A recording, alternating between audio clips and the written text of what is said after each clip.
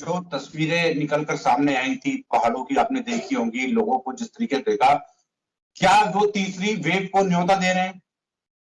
बिल्कुल।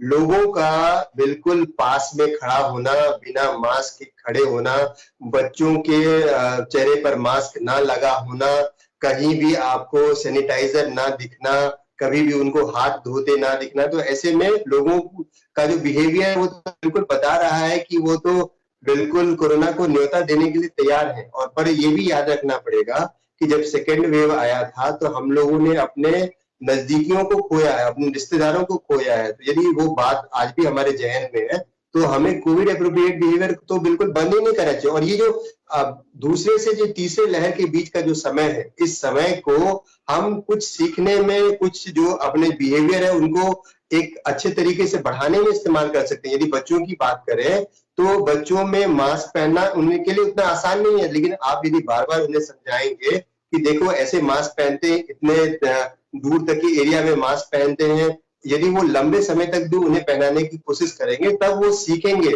बच्चे एक दिन में नहीं सीखते, और साथ में यदि वो सीखेंगे तभी उन्हें पता आगे का जो वेव है उसको वो इफेक्टिवली कम कर सकेंगे। यदि हमारे पास आज मौका है कि हमें 1-2 महीने का टाइम मिला है, तो जिन्होंने वैक्सीनेशन नहीं लगाया है वो वैक्सीनेशन की तरफ जाए। यदि वो वैक्सीनेशन नहीं लगाए तो वैक्सीनेशन, ऐसे अभी बहुत सारे लोग हैं, इतने 36 करोड़ 38 करोड़ लोगों को वैक्सीनेशन लगाने के बावजूद भी हमारा देश तो 140 करोड़ की जनसंख्या वाला देश है। ऐसे में कितने लोगों को भी वैक्सीनेशन नहीं लगा है। तो यदि वो कोशिश, उनके पास टाइम है तो इस समय वैक्सीनेशन लगाए। ये जो समय है सही तरीके से इस्तेमाल करने का है। यदि सरकारों के पास टाइम है तो हमारे जो नंबर्स हैं, अभी आप देख रहे होंगे कि एक बीच में पर डे लगभग 70 लाख से 1 करोड़ वैक्सीनेशन लग रहे थे, लेकिन अभी मैं बता दूं तो 15 लाख से ज्यादा वैक्सीनेशन नहीं लग रहे। तो वो कितना, 70 लाख और 15 लाख में कितना डिफरेंस है। तो आप ये समझ भी नहीं सकते हैं कि ये जो, जैसे गवर्नमेंट ने बताया था कि हम जो 2021 खत्म होने लगेगा तब तक हम लोगों को वैक्सीनेट कर लेंगे, वो तो पॉसिबिलिटी कहीं भी नहीं दिख रही है। यदि पॉसिबिलिटी नहीं दिख रही है तो लोगों का तो यही, हमारा तो यही है ना कि अब घर में किस तरीके से हम कोरोना के साथ जीना सीख लें, कैसे हम बच्चों में, यदि उनमें शारीरिक और मानसिक विकास घर में रहते हुए कैसे कराना सीख लें, उस पर ज्यादा ध्यान दें। यदि हम ऑनलाइन क्लासेस कर रहे हैं तो कैसे उसको और इफेक्टिवली, कैसे हम अपना मतलब टेक्निकली उसको और कैसे और इम्प्रूवमेंट करके बच्चों में जो उनका एजुकेशन पीछे ना चला जाए उसको ठीक करने की कोशिश करें। यदि घर में हमारे पास कुछ जगह है तो हम कैसे जो शारीरिक जो क्षमता बढ़ाने के लिए जो इंस्ट्रूमेंट्स होती है, जो जिम के इंस्ट्रूमेंट्स होते हैं, वो लाके घर में हम कैसे योग के नई नई पद्धति सीख के कैसे अपना शरीर बनाए, उस पर ध्यान दें। ना कि हमें यदि 1-2 महीने का टाइम मिला है तो हम मनाली घूम रहे हैं और ऐसी जगह पे जा रहे हैं कि लोग, यदि हम भी मास्क लगाए तो हमारे बगल वाला मास्क नहीं लगाया हुआ है, तो ये तो लोगों के लिए बहुत ही घातक निकलेगा। इस समय का इस्तेमाल कीजिए। इस समय के इस्तेमाल में बहुत सारी चीजें, मतलब ऐसी 100 चीजों को मैं गिना सकूंगा जो कि लोगों को और सरकारों को करने की जरूरत है। ऐसे में यदि इस समय का आप इस्तेमाल नहीं किए तो वेव कितना खतरनाक होगा वो इस पे डिपेंड करेगा कि हमारा बिहेवियर और गवर्नमेंट का जो विलिंगनेस है, उनका, उनकी जो क्षमता है कि वो कितना आगे लोगों की को वैक्सीनेट करा सकते हैं, उस पर ध्यान दें तो वो ज्यादा जरूरी होगा। वैक्सीन की आपने जिक्र किया, वैक्सीन को लेकर जो है तमाम अफवाहें, लोगों के बीच प्रॉपर जागरूकता नहीं है। लोगों को, कई लोगों को तो लगता है कि वैक्सीन नहीं लगवानी चाहिए, या कईयों को लगता है कि स्पुतनिक आएगी वो लगवाएंगे, या उसके बाद एक और आएगी वो लगवाएंगे। तो ये सारा भ्रम क्यों फैला हुआ है? देखिए, लोगों का जो भ्रम फैला है उसमें तो कुछ राजनीतिक हस्तियां भी शामिल हैं जिन्होंने ये बढ़ाया है। लोग खुद भी, कुछ लोग आगे बढ़कर वैक्सीनेशन की तरफ नहीं जा रहे। उन्हें लगता है कि थोड़ा सा उन्हें लाइन में खड़ा रहना पड़ेगा, यदि उनको वैक्सीन लेने के लिए कुछ हाथ पैर मेहनत करना पड़ेगा, तो वो पीछे हट रहे हैं। तो और जो अफवाहें फैलाई जा रही है कि नपुंसकता या फिर और भी कोई बातें, वो बिल्कुल गलत है। हर वैक्सीन ऑलमोस्ट आपका 80% से मोर इफेक्टिव है। तो ऐसे में किसी नए वैक्सीन का वेट करना, वो मुझे नहीं लगता है कि वो सही है। यदि आपके पास जो वैक्सीन का आपको मिल रहा है वो लगाइए, और किसी नए वैक्सीन का मौका मिलेगा तो उसको लगा लेंगे। अभी तक किसी भी साइंटिस्ट, किसी भी डॉक्टर्स ये नहीं बता पाए होंगे आपको कि कोवैक्सीन बेटर है कि कोविशील्ड। सारे यदि एफिकेसी उनके बराबर के हैं तो सब इक्वली इफेक्टिव होते हैं। तो ऐसे में वैक्सीन लगाइए, और जितनी जल्दी दोनों डोज आपका कंप्लीट हो जाएगा उतने आप सेफ रहेंगे।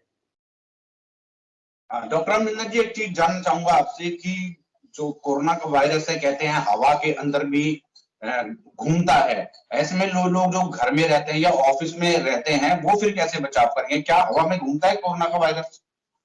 हाँ, ऐसा है, क्योंकि जो पहले बोला जा रहा था कि टच से लोगों के आप छुएंगे, उनका कपड़ा इस्तेमाल करेंगे या उससे फैलता है, वो फोमाइट का जो जरिया है वो बहुत छोटा है। सबसे बड़ा जरिया ड्रॉपलेट और एरोसोल इन्फेक्शन। एरोसोल, ड्रॉपलेट का मतलब होता है कि हमारे पास जो 5 माइक्रोन से जो बड़ा है वो बहुत नजदीक तक रहता है, और जो 5 माइक्रोन से भी छोटा पार्टिकल है वो काफी दूर तक जा सकता है। तो ऐसे में एरोसोल और ड्रॉपलेट का जो इन्फेक्शन है वो सबसे बड़ा जरिया है इन्फेक्शन बढ़ने का।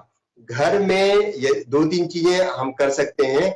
एक तो हमारे घर में जो वेंटिलेशन हो वो क्रॉस वेंटिलेशन हो, कि खिड़कियां ज्यादा नंबर्स में हो, वो खुली रहे, गेट इस तरीके से हो कि हवा इस तरफ से जाए, और दूसरी मतलब कि जो एयर एक्सचेंज होता है हर 1 घंटे में कम से कम 5 से 6 बार एयर एक्सचेंज होना चाहिए। जब आप जो HVAC जो हम जो फिल्टर लगाते हैं, वो उसकी ये प्रॉपर्टी होती है कि हमारे अंदर जो घर का जो एयर है उसको 1 घंटे में 6 से 7 बार, 5 से 6 बार इस तरीके से वो एयर एक्सचेंज करता है। तो हमें ऐसा एयर फिल्टर भी लगाना चाहिए। हमें जो एग्जॉस्ट की जो मशीन होती है वो भी इस तरीके से लगाना चाहिए कि एयर एक्सचेंज हर 1 घंटे में 5 से लेके 8 बार होता रहे। यदि ये एयर एक्सचेंज हो रहा है तो ऐसे केस में इन्फेक्शन फैलने की संभावनाएं बहुत कम रहती हैं। तो ये बात के चलिए कि ये एयरसोल और ड्रॉपलेट इन्फेक्शन है। यदि कोई बीमार है और उसी एरिया में बार बार वो घंटे 2 घंटे बैठा हुआ है तो एयरोसोल से लोग दूसरे इन्फेक्ट हो सकते हैं, इवन वो मास्क पहने हो तो भी। तो इसीलिए ये जो क्रॉस वेंटिलेशन की बात, ये जो एग्जॉस्ट मशीन की बात, ये जो फिल्टर की बात कर रहा हूं मैं, एयर फिल्टर, ये तीनों चीजें हैं वो बहुत लोगों को बचाती है इन्फेक्शन से। दूसरी लहर में हमने देखा था कैसी भयानक तस्वीरें सामने आई थी।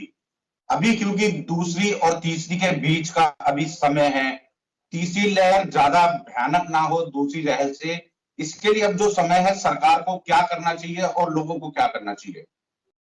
देखिए, सरकार का जब रोल होता है तो उस बार जो जो कमी हुई उसे पूरी करनी है। आईसीयू बेड्स कम थे, उसको बढ़ाना है। जो मेडिकल पैरामेडिकल स्टाफ के जो नंबर्स कम थे उनको बढ़ाना है। यदि पैरामेडिकल स्टाफ को जिसको कोरोना का मैनेजमेंट नहीं आ रहा है उसको आपको सिखाना है, तो आपको रोपिंग करना है अधिक से अधिक मेडिकल पैरामेडिकल स्टाफ को एक काम करने के लिए। जो इंटर्न्स है, जो फर्स्ट ईयर मेडिकल स्टूडेंट्स हैं, उनको आपको सिखाना है कि कैसे कोरोना को मैनेज करना है। साथ में जो भी इक्विपमेंट्स होती हैं आईसीयूज की वो सबको बढ़ाना है। उस बार देखा गया है कि एकाएक कालाबाजारी बहुत तेज से बढ़ी, तो ऐसे में हमें ये भी जो भी मेडिसिन इसके लिए इफेक्टिव है उसको उसकी अवेलेबिलिटी बना के रखनी है। साथ में जो ऑक्सीजन के जो कंसेंट्रेटर्स है उनका नंबर काफी बढ़ा के रखना है। ऑक्सीजन के लिए जो प्लांट होते हैं वो प्लांट जो है वो उनका नंबर्स बढ़ाना है। हर हॉस्पिटल में वो अधिक से अधिक ज्यादा प्लांट्स होने चाहिए। यदि कोई लिक्विड ऑक्सीजन का जो प्लांट है